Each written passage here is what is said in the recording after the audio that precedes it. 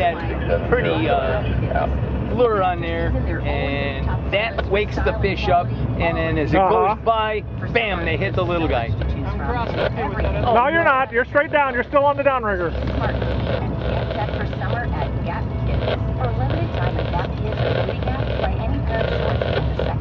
There you go.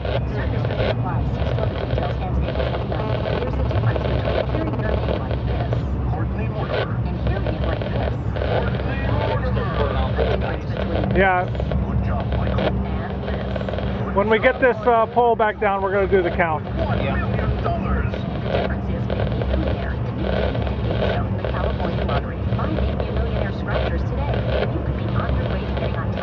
Okay, can't reel it any further. It's as far as it'll go.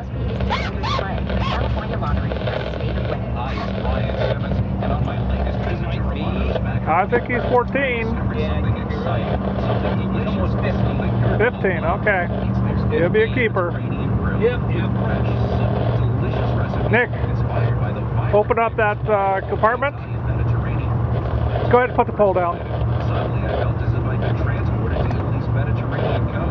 And take everything out and put it over here.